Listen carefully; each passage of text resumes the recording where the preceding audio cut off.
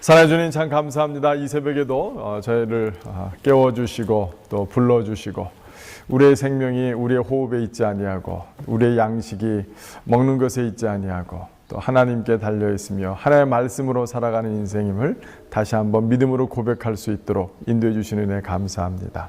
성령께서 이 시간 저희들 가운데 함께해 주셔서 우리의 기도 가운데 우리의 말씀 가운데 함께하여 주시옵소서. 감사드리며 예수 그리스도 이름으로 기도드렸습니다. 아멘. 오늘 우리에게 주시는 하나님의 말씀은 시편 50편 16절부터 23절까지의 말씀입니다. 시편 50편 16절부터 23절까지의 말씀 봉독해 드리도록 하겠습니다. 악인에게는 하나님이 이르시되 내가 어찌하여 내 율례를 전하며 내 언약을 내 입에 두느냐. 내가 교훈을 미워하고 내 말을 내 뒤로 던지며 도둑을 본즉 그와 연합하고 간음하는 자들과 동료가 되며 내 입을 악에게 내어주고 내 혀로 거짓을 꾸미며 앉아서 내 형제를 공박하며 내 어머니 아들을 비방하는도다. 내가 이 일을 행하여도 내가 잠잠하였더니 내가 나를 너와 같은 줄로 생각하였도다. 그러나 내가 너를 책망하여 내 죄를 내 눈앞에 낱낱이 드러내리라 하시는도다. 하나님을 잊어버린 너희여 이제 이를 생각하라. 그렇지 아니하면 내가 너희를 찢으리니 건질 자 없으리라. 감사로 제사를 드리는 자가 나를 영화롭게 하나니 그의 행위를 옳게 하는 자에게 내가 하나님의 구원을 보이리라. 아멘. 어저께 말씀을 통해서 시편 50편 전체적인 구조를 함께 살펴보았던 것처럼 하나님께서는 심판의 자리 가운데 서시는 심판주로 오시는데 세상을 불러 모으시고 그 다음에 성도들을 불러 모으십니다. 그 다음에 이제 악인에게 또한 심판을 가하시는데 오늘 본문 가운데 나오는 악인을 좀 살펴보면 이 악인은 사실은 하나님을 모르는 자들이 아니요 또 성도들 가운데 오히려 하나님을 안다고 하면서 하나님의 말씀을 가르친다 하면서 하나님의 말씀을 전파한다 하면서 오히려 그 믿음 가운데 살지 못하고 외식을 행하는 것을 넘어서서 오히려 더 악한 자들과 함께 연합하여서 또 형제들을 비방하고 하는 또 하나님이 오래 참으심을 오히려 또 멸시하여서 하나님이 없다 한다, 하나님을 인정하지 않는 그런 자까지 나아가는 그 믿음의 어리석은 자들을 오히려 하나님께서는 악인이다 라고 말씀하시는 것을 보면서 저들 마음 가운데 큰 충격이 되기도 하고 또 도전이 되기도 하는 것입니다. 사실 우리가 믿음대로 온전히 행하는 것이 참 축복된 삶임에도 불구하고 간혹 가다가 굉장히 많은 경우 우리의 믿음대로 온전히 행치 못하는 경우가 얼마나 많은지 모르겠습니다.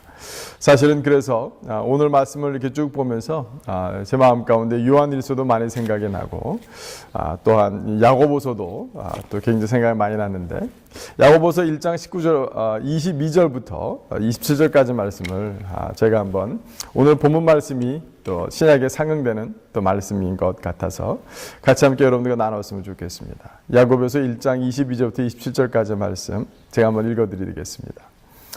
너희는 말씀을 행하는 자가 되고 듣기만 하여 자신을 속이는 자가 되지 말라. 누구든지 말씀을 듣고 행하지 아니하면 그는 거울로 자기의 생긴 얼굴을 보는 사람과 같아서 제 자신을 보고 가서 그 모습이 어떠했는지를 곧 잊어버리거니와 자유롭게 하는 온전한 율법을 들여다보고 있는 자는 듣고 잊어버리는 자가 아니요 실천하는 자니 이 사람은 그 행하는 일에 복을 받으리라.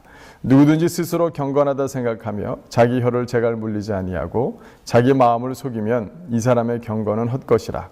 하나님 아버지 앞에서 정결하고 더러움이 없는 경건은 곧 고아와 가부를 그 환난 중에 돌보고 또 자기를 지켜 세속에 물들지 아니하는 그것이니라 라고 사도 야고보는 이야기했습니다. 야고보는 우리가 알고 있는 것처럼 예수님의 동생이었지 않습니까? 또 예루살렘 교회의 가장 큰 담임 목사로서 또 사역을 감당했던 그 사람이었습니다.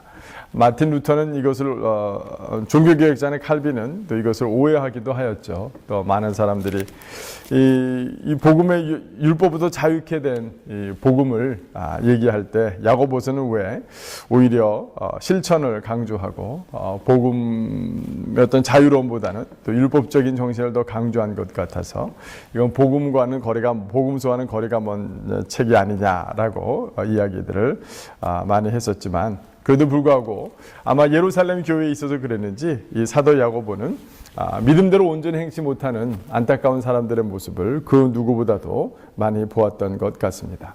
이것은 오히려 율법으로 돌아가자는 그런 말씀이 아니라 우리가 믿는 바대로 온전히 실천하고 행동으로 옮겼을 때에 하나님의 의가 온전히 이루어지고 우리의 믿음이 증명이 되는 것이다 라는 사실을 우리에게 준 큰 도전이라고 봅니다. 오늘 본문 가운데도 이것은 우리는 위선자다, 오히려 믿음이 거짓된 것이 아니냐. 그런데 오늘 다시 시편 50편 말씀에 굉장히 극적인 표현들이 있어요. 다시 한번 이것은 하나님이 악인이라 부는 자들이다. 또한 하나님께서는 이러한 사람들을 하나님을 잊어버린 자다, 하나님을 무시하는 자들이다. 그 다음에 또 하나님이 인간과 같은 줄로 생각하는 어리석은 자들이다라고 성경은, 또 하나님은 오늘 우리에게 큰 도전을 주시는 것입니다.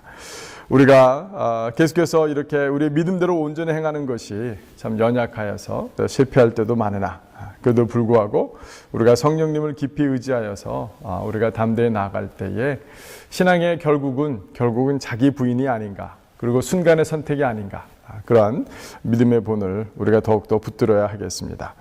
오늘 시편 50편 마지막에 22절 23절 결론적으로 시편 기자는 우리에게 말씀해 주시기를 이렇게 얘기하고 있습니다. 하나님을 잊어버린 너희여 이제 이를 생각하라. 그렇지 않으면 내가 너희를 찢으리니 건질 자 없으리라.